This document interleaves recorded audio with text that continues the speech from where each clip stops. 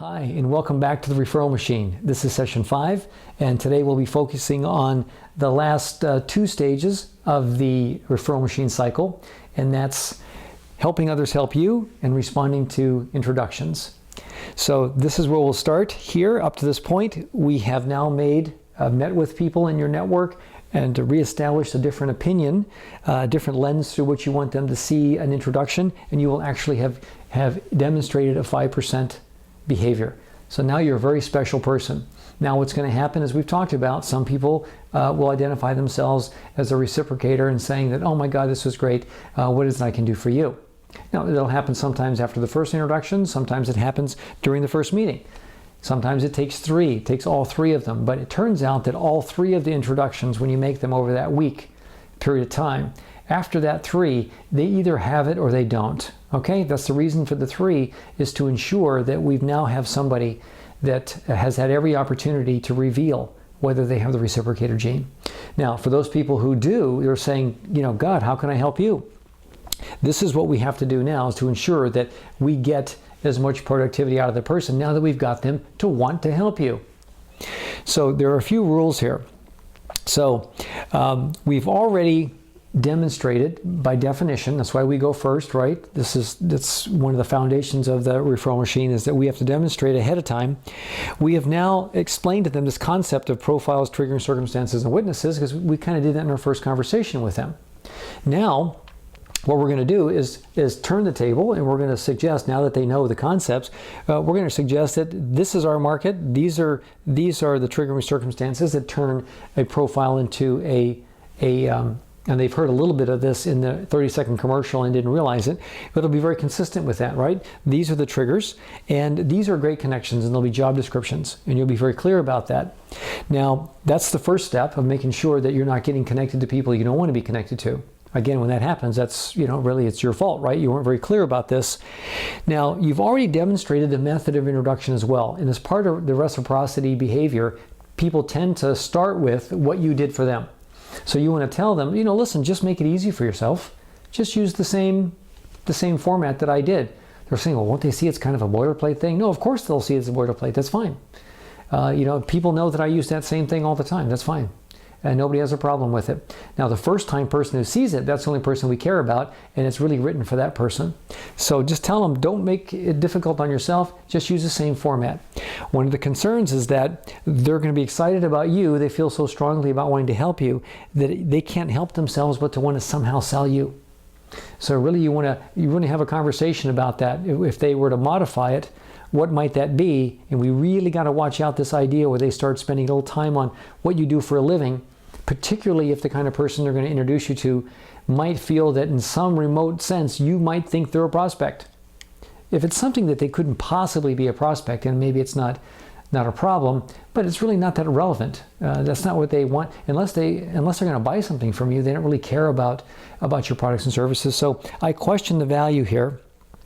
Again, if it's a sales to sales kind of thing, networking is the foundation, and that's all it really needs to be. Is this person's highly connected, is generous in giving referrals. That's pretty much all anybody needs to see. The reason it's so powerful, by the way, is think about it. 5%, 95%. Right? You're basically saying this guy's a 5% kind of behavior guy. That's pretty much all anybody needs, right? Because they're so precious in our networks. Now, target profiles, you're going to talk to them about, who are you thinking about? They'll say, well, here I know somebody that is a really good witness for you. They might say, I know somebody who actually said one of those things that you talk about. They actually have those circumstances. They actually made one of those statements. Oh my God, this is a potential prospect. Now, in this particular case, you have to have a joint strategy with them. You have to have Trojan horses that are in your portfolio, but at the same time, this person knows that person. So you want to ask your networker here, well, what do you know about them? And see if you can find other common ground and take advantage of your background, your other common ground. Start thinking about other people that are targets or clients that you know that may be dealing with some of the same initiatives. Right? So you're starting to look for things like that. If you know a lot of folks that either also have common, if you don't, but you know other targets that may be clients or prospects, or just people in your network that are target-based profiles that may have something to share with them, one of the things that you could possibly say along the lines, you could add all this common ground thing, and he works with lots of people that have your job description, and can share some resources along those lines. That's the most that you can do there. But it's all about having that discussion and building a joint strategy. This person who they're going to introduce you to is somebody they know. So leverage that. What do you know about them? And what would it take to actually get this person to want to make the meeting? Because the first hurdle is getting somebody who wants to make the introduction. The second hurdle is getting the other person on the other side to accept it and want to have a conversation. So that's why that's a bit of a conversation here, because again, the why is so much higher threshold. Now, another thing I want to bring up was this idea of alliance partners. Now, through this, you're going to start to see a lot of people have the potential of wanting to be a more systematic networker with you. So somehow formalize this a little bit more, okay?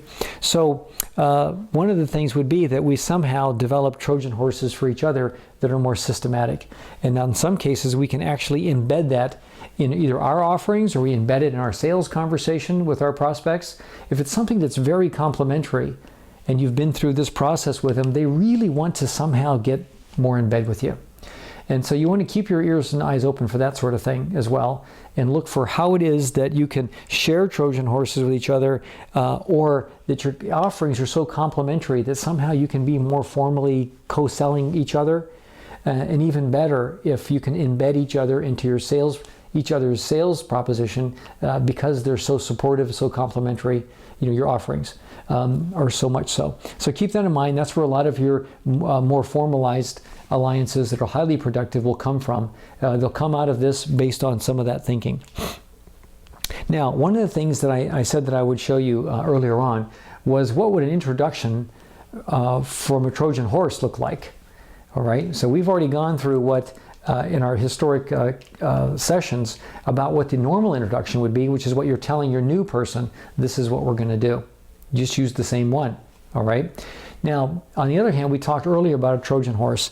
Now, you may, in this case, when the person says, I can introduce you to a bunch of my clients, but can you kind of help me out here?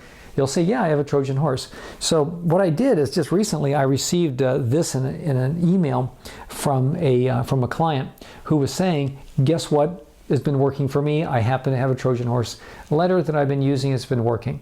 I said, I'd like to see it. So here's what it is. Now, this person is in the commercial insurance business. So it's selling property and casualty and health benefits to commercial businesses, right? So this is as long as they can be, no longer than this, okay? This is as long as it can be. Now, in an email, it doesn't look as bad as this on the screen here. But let me read it out to you. It's, hi, Bob. I hope all's well. I was just thinking of you recently, and I can't remember if I've already made you aware of an opportunity that I make available to many of my clients and a few people in my network. I've learned that we have very few advocates looking out for our best interests when it comes to working with the insurance industry. It also seems that most companies are not managing their insurance brokers as well as they could, and they can usually get much more out of them and much more than they know. As a result, I've asked someone I trust in the industry to do a simple review at no cost to my clients, pass on advice on how they may improve their risk profile and get more out of their existing broker relationship, and make available his network of contacts and resources. So see what I've done here? I've got somebody in my network, and this is the Trojan horse that John Jacobs created, is that I've got somebody in my network that I've asked for important people to me and my clients to go and do this audit thing, simple review, right? To pass on any advice. So this is this is best practice or advice sharing, a free consulting kind of thing, on how they can improve their risk profile, get more out of their existing relationship. This is important because the fear is that, and the problem that a lot of folks in this industry have is that being introduced to a target, the target's not interested. And almost in virtually 100% of the cases, they have an incumbent provider because all the companies have to have insurance. So that means there's already somebody there. So immediately they say, oh, no, I already have a broker. So that's what they deal with in their business all the time, the insurance folks. So what this person is saying is somebody who can help you pass some advice on how you can improve your profile and get more out of your existing relationship. Not swap it out for him, but just get more out of the same relationship and make available his network of contacts and resources. His name is John Jacobs. I've copied him on this email, and I've provided contact information for both of you below. Please consider reaching out to each other. This is a nice optional touch I thought was great. For his insights, all I ask is that you consider buying John lunch or referring him to other clients when the opportunity arises, or referring him to others when the opportunity arises. Let me know if there's anything else I can do to facilitate the conversation. I know some good things will come of it. So I thought this was a nice little touch in the end. Once again, trying to get the receiver off of this, the recipient of this, off of this scent that this is some kind of a sales solicitation. Now, if the person who shows up though, if John Jacobs shows up and he comes in guns blazing on a sales pitch, that doesn't work because he's not being consistent. This is a coaching of your connections kind of a problem. He comes in being a conventional salesperson trying to sell this guy, then your client or your person here that you're introducing him to is not going to be happy with you. Okay, so there's where some coaching may be required for John Jacobs. And listen, you need to have this Trojan horse, which he obviously got this person to build. Now, turns out that my client is this fictitious person here is the one who developed the Trojan horse and said, here's the Trojan horse, here's the letter. And then he says other people have no trouble using this letter because when he shows up, he's not guns a-blazing salesperson. He, in fact, is giving them some advice. And ironically, a lot of people are buying him lunch for the advice. And he does. He's an expert in the industry. I mean, like many. But he's passing on some great advice. And people are getting a sense it's like it is a true Trojan horse. They're getting a sense of how he conducts business, what kind of person he is. And in many cases, people are saying that, listen, maybe I should have you take a look at my situation with the promise and possibility of you being my new broker of record next year. So that's really what's happening here. It's exactly what a Trojan horse is designed to do. So I promised I would show you one like that. This happens to be a very specific example, but I think you can glean from here elements that you can use in building your own for your network. So the next step is that this person's going to then understand what your instruction. They're going to do it, and then you're now going to receive some introductions from this person who has the reciprocity gene, and then you're going to have to respond to them. So here's the process. Very much a boilerplate letter again. When you're responding to them, you're going to thank the introducer. So Bob, thanks for thinking of us. Chris, happy to help you in any way I can. If you help me understand more about your role in your business or your company or your firm, whatever you can want to say, we can explore how my network of contacts or clients might be of use to you. This is what's most important. I want to learn more about you. Who's this about, right? This isn't about maybe we can help each other. 50-50 thing again. Remember that? This is all about him again. We can explore how my network of contacts or clients can be of use to you. I'm basically saying that I'm prepared, it sounds like I'm prepared to do 5% behaviors with you, right? And I'm making it all about you. So if you're interested in pursuing the conversation, and they always are, when you pose it like this, it's all about them. If you're interested in pursuing the conversation, let's consider. Now you have 3 options that you need to choose from, things that you have to decide. Now based on the introduction you got, based on what they do for a living, they're going to be, theoretically, you've done a good job of explaining a witness. In fact, it is a witness. Now some of them could potentially be a witness and maybe a target. It could be a very special witness. And you really want to make sure you make a really good impression, or you really want to build a relationship with this one. Then you have some decisions to make as to the level of investment, okay? So you can actually say, well, we can set up a brief chat on the phone. And that can be one of your Monday afternoon, Friday morning time slots of your typical introduction. Or this could be somebody pretty special and you're saying, no, I want this person to really be a physical contact because this is kind of a special introduction to me. So I'm only going to give them the option, let's get together for coffee or lunch. I'm not going to give them the phone option. Some cases where you're ambivalent, you're on the fence, I'll say, maybe we can have a quick chat on the phone or we can meet for coffee. By the way, there's some advantage of saying, let's just, remember I was talking about how there are advantages by just doing the phone thing? There's several. One advantage when you're just going to meet them on the phone is that when you meet them on the phone and you're really good at being able to do the introductory meeting on the phone to transfer the trigger and witness logic, which is harder to do on the phone. But when you do that, you even have less connection with them. So normally that would be bad. It turns out this is interesting, that you actually do the introductions. You haven't even met him. You've just talked to them on the phone and you're doing 5% behaviors that are so precious and rare. It actually has a boost in terms of, they're like, who are you? Right? If I was doing this as a kid, there would be people that would, after 3 or 4 of these introductions, they'd call back and say, we haven't even met. I insist that we meet. I want to buy you lunch. We have to meet. And you'll meet with them and these people, and I'll ask you this, how often does this happen? When you do the referral machine, this starts happening quite routinely.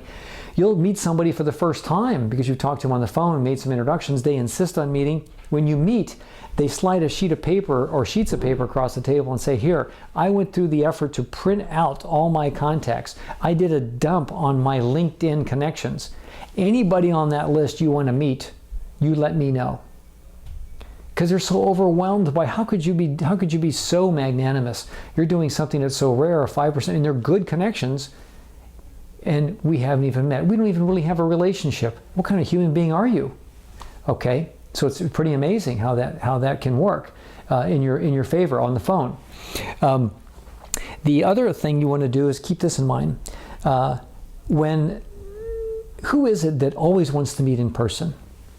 Right? Say you talk to somebody, hey, listen, maybe we should just have a chat on the phone. Who is it? Target or vendor?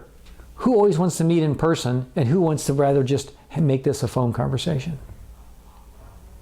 You see, the vendor always wants to get in front of the guy, right? Sales guy always wants to get in front of you. So no, I want to make sure we meet. A target, on the other hand, is so used to vendors hitting on them, they're so busy more inwardly facing in their company, they're all about, let's cut my losses here, right? Let's stick our toe in the water here. Let's see if this is worth investing in. And you'll notice that they want to be reached by phone. They would rather just have a quick chat on the phone. So what I found interesting is that in the vendor-to-vendor environment, I'll often say, let's just talk on the phone. Somehow, it's even made me more desirable because that's a behavior they're used to seeing targets take. So don't be so quick to judge that the phone is not necessarily the right thing. In many ways, you'll find the phone becomes, the wanting to meet by phone starts to become even preferable. We haven't even gotten to the efficiency aspect of it, of how much ground you can cover in less time sitting in your office on the phone. But give them the option, to get back to point here, that give them the option. In one case, you could ask for the option. But getting together for one or the other is kind of up to you. That's one option. The other one is that you can meet at their office. This is a very important connection for you. You're meeting the governor of the state. You're meeting the mayor of the city. Yeah, I'm going to his office. Right? It's the president of a killer company, a great connection for me in lots of different ways, high profile. I'm going to his office. You can make that as one of your options. Hey, I'm going to be downtown. I'm downtown routinely. Let me know it's a good time for you. I can come by your office. Okay, that's an option. So you have to make your decision here as to what actually is the mode of connection for you. And you're the one responding, so you're the one that can start to put that on the table first. Now, you have a couple of more options after that. So let's go through it once. We can explore how my network of contacts or clients might be useful to you. If you're interested in pursuing the conversation, let's consider getting together for coffee or lunch. Now, please let me know what time slots will be convenient for you over the next couple of weeks. Maybe we can set aside a time on the calendar. Or it could be, I can be available to chat or meet. In this case, it's on the coffee, right? So I can be available for a coffee or lunch on these dates, bullets, these dates, okay? Please let me know if any of these times are convenient for you. So it's one or two. So you make this determination and then decide this. Now let me tell you why you want to decide one or two. Right? There's actually, the implications are different. If I say, let me know what time slots are convenient for you, now it sounds kind of gracious, right? So I'm gonna build it around you. On the other hand, there's two downsides to that. One is that means we need another email exchange between us, because what's going to happen is he's going to give you some time slots. You're going to have to come back and tell them which one is a good one, and then they're going to confirm, right? So there's multiples they're going to have to happen anyway, but you've just interjected another one. Okay, one more time back and forth. You may or may not want to do that, depending on the importance of getting this meeting set up. So let me know what's good for you, right? That's the problem with that one, is that you're setting that up. The other thing you're doing is that you're causing more delay in the response immediately, right? Because a lot of people feel that that's a lot of work. Okay, shoot, I'll get back to that later. You know, I'm just scanning my emails for important things I got to deal with now. I see the subject line introduction here. I find that interesting. I look at it. Now the person is saying, give me some dates and times. Now, a couple of things could be up with that. One is that I've got some dates and times I've given out to some other people. I need to wait until I get some of that information in. And when I do, I'll go back to my calendar, or I'm just really busy right now. I'll go back to my calendar when I have time, because it's a hard time. I've got to look at my dates, put them in the email. Here's the date, go back, here's another one. I got to put that in the email. So this is an effort that you're asking the other person to go through, okay? Now, it decreases, and it has a small impact on whether they respond at all, believe it or not. Small impact though. But what it does is it injects the delay. You'll notice that your responses get delayed because not everybody is right at that moment is going to sit down and go back and forth with their calendar. Okay? Particularly if they see this on a mobile device, just that much more inconvenient, okay, to look at your calendar back and forth. They'll often do that when they get to their office. They've got multiple screens. It's a lot easier, right? And they've got certainly more time. Now, then you run the risk that, okay, now it becomes 3 or 4 screens back, and then they somehow just lose track of you, right? And then, like I said, back and forth a couple more times, because now you have to take a look at those dates, confirm which ones work for you, and they come back and say, okay, that's a good date, it's confirmed, let's go do it. Okay, that's what happens with this one. Although it sounds nice, hey, whatever it is that is convenient for you, right? You may not want that. The second one is more work for you. You're the one that puts the dates down. This has a very interesting impact on the other person who receives it. What's interesting is you get a more immediate response to the email, okay? And the primary reason is, first of all, you've done all the work and you put all the times. The reason that they feel this sense that they've got to deal with this now is because everybody knows that when you put down a bunch of dates and times on an email, you know that there's a perishable element to that, right? Those time slots are available at the moment, but life goes on. The longer I take, less likely those are even accurate, and I'm causing a problem by responding later. And on top of it, the person's already done the work. They've got it there. All I have to do, it's much easier, by the way, to take 3 time slots and look at your calendar and see if they're open. And what's interesting, because they want to do the least amount of time, is that they'll go down the list, they'll start with the first one, and generally speaking, the first one that's open is the one you get, which means you also get in sooner. So again, if it's a more important person, you want to meet them in face-to-face and not on the phone. It's a particularly good connection or sounds attractive. Then you also want to give them dates and times. Okay, sorry to be so picky about some of these details, but when you talk about doing things in volume, this stuff all starts to add up and make a big difference. Okay, and again, these are your choices. You make these selections in your response. So you'll do that. The person will say, yes, let's get together for a coffee or lunch or whatever the case is, or a phone conversation. And guess what you're doing? You're doing exactly the same thing. You're making contact again, and you're going through the entire process all over again. Now, I talked to you about earlier a weird dynamic, right? Very interesting, that the people that you're meeting this way, so this person you just met, you'll find out that all of those folks end up being far more productive for you than your original network, even though you awaken your initial network. So you find out that of that 95% that's not doing anything for you, you'll find out that, well, half of them are non-reciprocators, so they're never going to do anything for you, really, other than if somebody asks, they'll say good things. It's the other 45%. So some major fraction of that 45%, which may take you up to 25% instead of 5%, of people that have eyes and ears open for you, you can activate. The problem is that those people in your network, they have a lot more exposure to you. I mean, some little, but some a lot. And so their understanding of who you are, what you do, all these things is made up of a bunch of data points. Now, they're going to get one additional data point from you, which has been this experience, that they're going to add to that. And it's a very positive one. Now, think about the people that you just met, though, that they just introduced you to this one person. This person has now gotten one more cycle out of you. They just met you, right? They were introduced to you. You may have even just talked to them on the phone, and you did something that was very rare. They can't even get their best friends to do, hardly ever. Here you hardly know them, and yet you're prepared to do this. This is 100% of what they know of you. There's no other data points to dilute that image, and the impression is incredible. Okay, I talked about how people you'll see this happening. If it's those some of you, you're seeing it already. The associations that people will assign to you because of this kind of behavior is very unusual.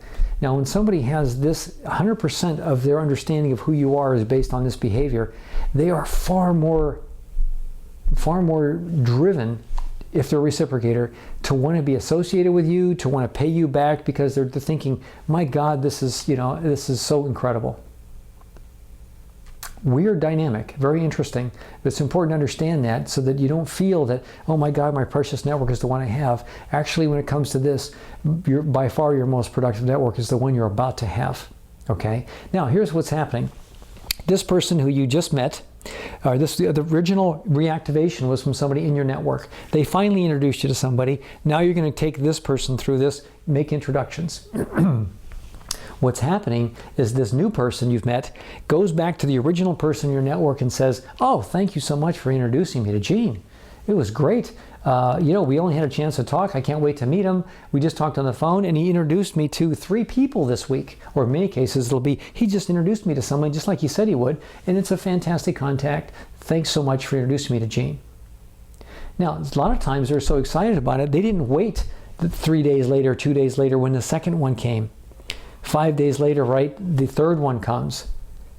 So oftentimes they'll call the original networker who introduced you in your network. He'll call him back and say, my God, I got 3.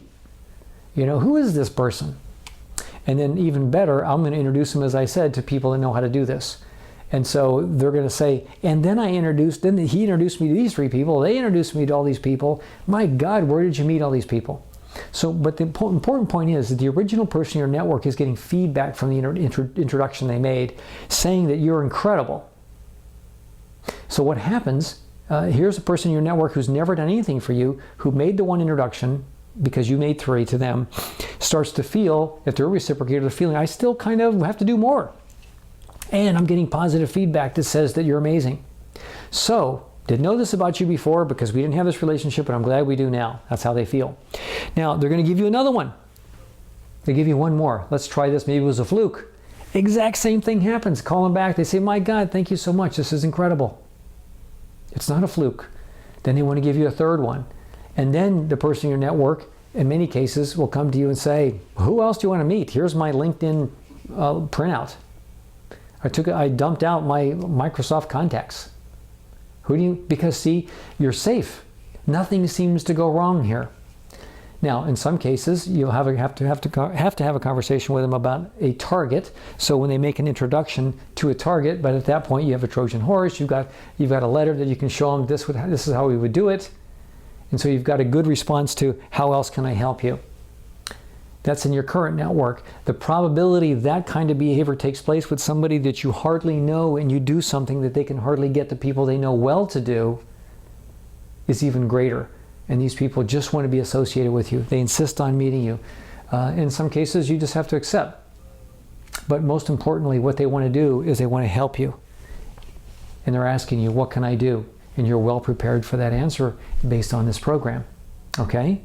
So that's how this works. So remember in the beginning I told you that this is what you could expect now that you're embarking on this journey? This is what's happening. People respond to you much more favorably because it's all about them. You're just trying to help. They'll apply many other positive attributes that I don't even want to get into. You'll be a little bit surprised by this. Included in that is generosity. They will be more productive than your original network, and I talked about a dynamic that takes place there. They'll see you clearly as very connected, because the only time they've ever seen this kind of behavior is from people that are very connected. Only half of them, something like half. I don't know exactly what it is, right? It'll be different based on who you are and what people think of you and your character. It could be higher, could be lower. But some fraction, like a half, will feel a need to have to reciprocate. Everyone will be grateful. A positive reputation will just explode around everybody that's in your network and everybody you touch. Again, because you did the 5% behavior, you gave 3 of them, and they didn't reciprocate. If anybody were to even mention your name, they'll talk about how wonderful you are. Okay, so that's the worst again that happens. It doesn't cost you anything either because of the the witness logic that binds, that every time you introduce somebody to somebody, even though you guess they might not be a reciprocator, it doesn't matter. The person that you're introducing them to is grateful as well, and you can't wear them out. See, so you're sprinkling goodness to everybody involved. Nobody's doing anybody a favor to accommodate you. You're the one that's giving goodness to all people. It's a wonderful job description, by the way. You'll really enjoy doing this kind of work, particularly when you get this kind of feedback from people. As we talked about many times, majority are vendors, especially in the beginning, but that's fine because you want to expand eyes and ears, especially because the person you're going to meet is better than the one that's in your network today. So you're okay with that. I want a lot of people, and I want vendors because I want people that are out there. People that are out there touching my profile prospect. I want as many of those people as possible so that anything that's moving or shaking in my area, I'm going to know about it, okay?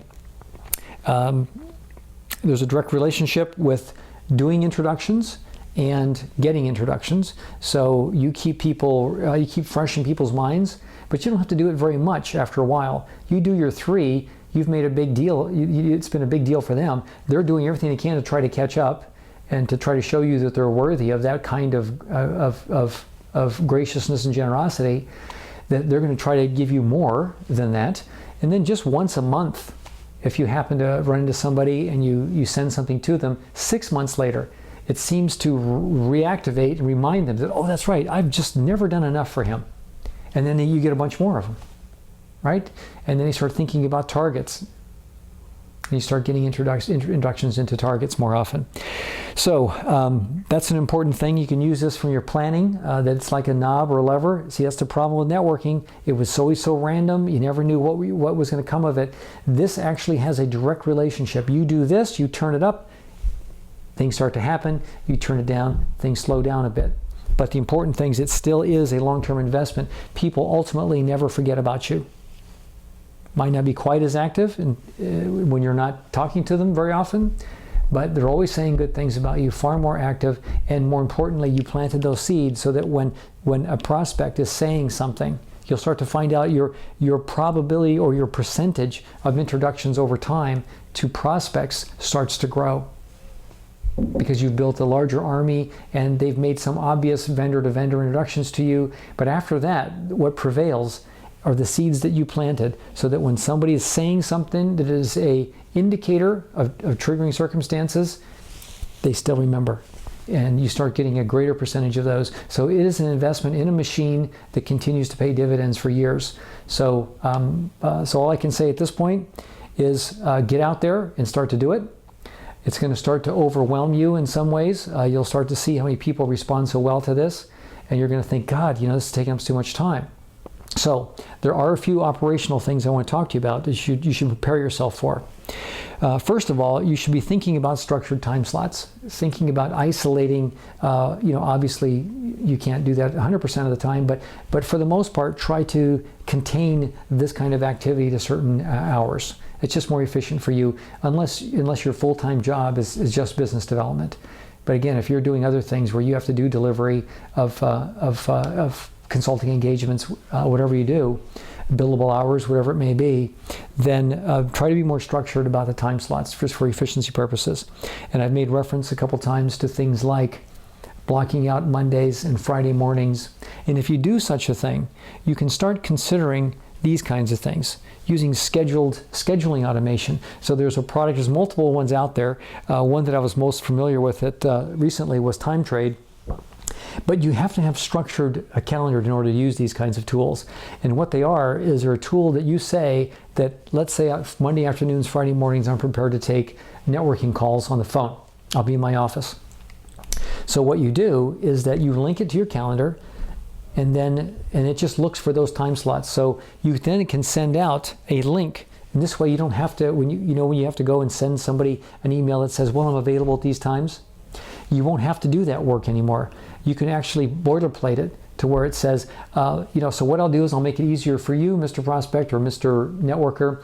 I will open up my calendar to you to select the time that works best for you. Very powerful statement. They see the little link, which you can retitle in your email, whatever you want it to be, link to my calendar. You can have things like, To set up a phone conversation is the link, right? To have coffee or lunch, that's the link. To meet at your office, that's the name of the link. So the only time slots that thing is associated with are ones where you're prepared to do that. So let's keep it simple with these are the ones I'm prepared to have a phone conversation at, and that's Monday afternoon, Friday mornings. I tell TimeTrade or one of these tools that those are available. And then when I send the link out and somebody comes and clicks on the link, they look at my calendar. The TimeTrade or any other kind of tool looks at your calendar, see if it's available. It only sees the available ones, but it only knows to look at this time slot that you told it was available or that was a potential, and then it looks for available ones, so it never steps on another existing appointment. Okay, so that makes it much easier to say, here, I'm opening my calendar to you. Well, not exactly. You're just opening your calendar to any openings that you have Monday afternoon, Friday mornings for a phone conversation. Okay, so think about that, but it requires you having to logically structure your time, which has its own efficiencies all by itself. The other thing to consider is the same location if you are going to meet people for coffee. Lunch, breakfast. One of the things you can do, and I know a lot of people that do this, is that they're going to have a day downtown in the city that they're going to be doing networking. So when people start to ask for times to get together, they keep funneling them into this same day, and until they get that day full, and they'll never leave the coffee shop, or they'll never leave the restaurant. They're there for breakfast, the person leaves, next person comes in for a cup of coffee, that person leaves, next person comes in for lunch, you never leave. So that's another thing that helps for efficiency purposes. A lot of people do that as well. Making sure you always do boilerplates. Some email systems, we moved our company from Outlook to Google Apps, which is the corporate Gmail platform. And one of the functions it has is something called canned responses. And so what we can do is you can take an email like the one we showed you, the Trojan Horse one, or any of the introductions and response emails, the boilerplates, and we just make it a canned response so that when you're about to respond to an email, you hit a button and it puts the boilerplate in. And then you can just edit it as you see fit. Change the names, change some of the details, but 99% of it's done instantly. So another one of the things, the other thing you can do if you don't have that capability is you'll have a Word document, for example, and it just has one paragraph after another that you can pick and choose from that's most close to the use you need at the moment. So you may have 12 of them.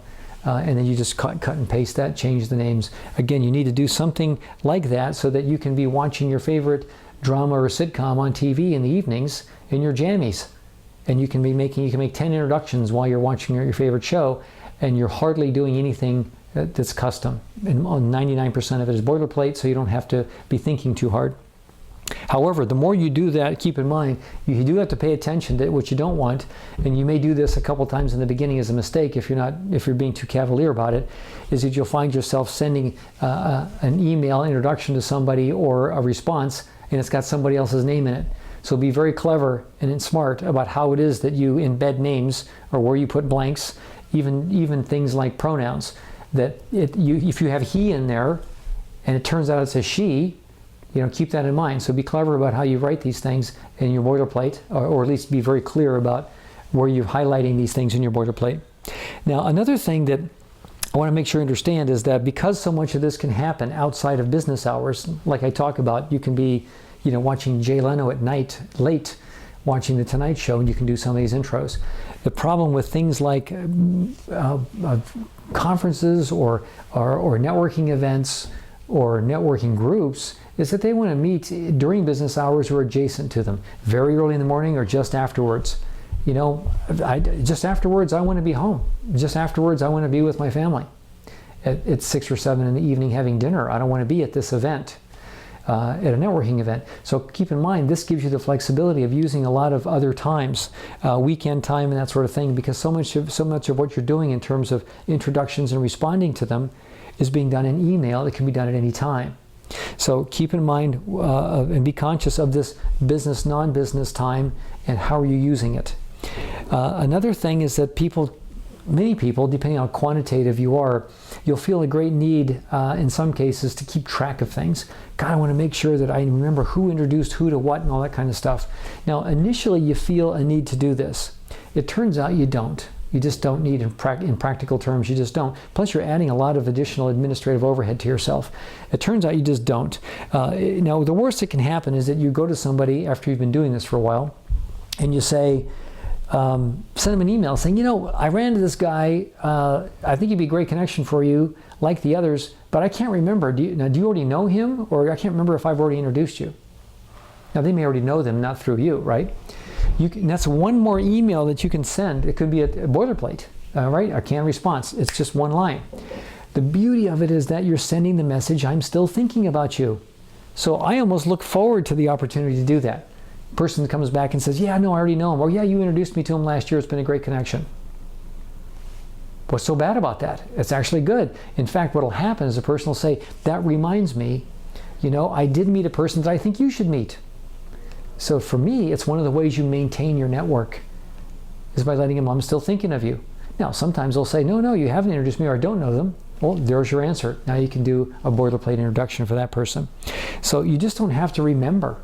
And plus you don't want to. And when your network gets to thousands, actually there's just no way you can get a handle on it. And you don't need to. You can also build in your boilerplate. You'll notice on one of the samples there was this line of, in fact, you guys, you're so well connected in the same circles. In fact, it wouldn't surprise me if you already knew each other. Wouldn't surprise me if your lives have already touched. Something like that. So you can actually build in the possibility that this is a duplicate, or you may already know each other without checking, because that's just an additional effort to have to check.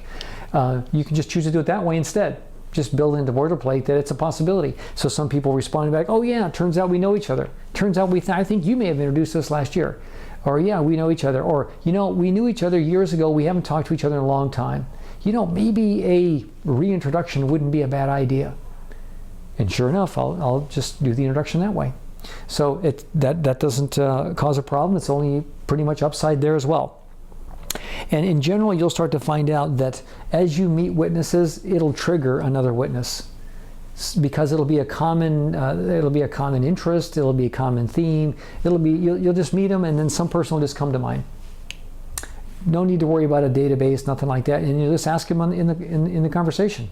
Hey, do you know Bob at this company? No, I don't. So, God, okay. So he seems to meet that description that you were saying would be a really good witness for you.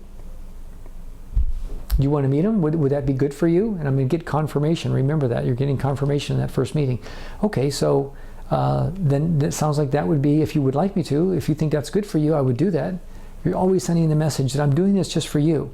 I'm not doing it for my other guy, right? I don't want that interpretation. The interpretation is that, no, whatever's good for you. If you want to meet that guy, done.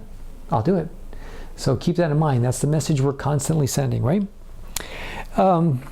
And then over time, fairly quickly, in a matter of a month or two, you'll start getting good at being able to do the equivalent of this meeting on the phone.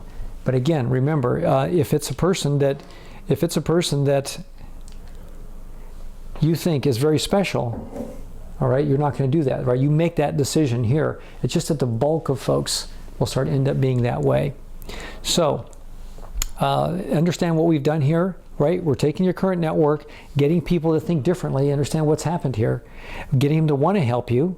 They see you as no risk, right? Everybody I introduced you to raves about you, so I guess I should just introduce you to everybody, kind of a thing, right? They keep thinking of you because, look, nobody's ever done this to me before, been this generous and this productive. And because you understand witnesses and triggering circumstances very well, they'll never be confused about how they can help you. And you've got to give them, you've demonstrated a boilerplate that they need to use, so they're never confused about how I can help you. Now you're going to be building a group of people in your network that are extra special. So not only is your network going to get really big really fast, the people you're going to populate your future growth with are not the same as the 95.5 that you have in your historic network, which was built under different circumstances, and it wasn't necessarily intentionally built. It was just these were the people's lives that you touched. Okay, very different network going forward. So between getting people want to help you, getting the fact that you have a larger network, and then the larger component of your network are people that are actually more effective and they're witnesses, makes for a hugely more productive network. Okay, So that's really what we're doing here, and I want to make sure you understood that you were given the tools to do that. The only thing that's keeping you from doing it is you at this point. So the summary of this session: reciprocators will reciprocate. Bad introductions are your fault. Responses, we're always all about them, right? All the responses that we make, it's all about them.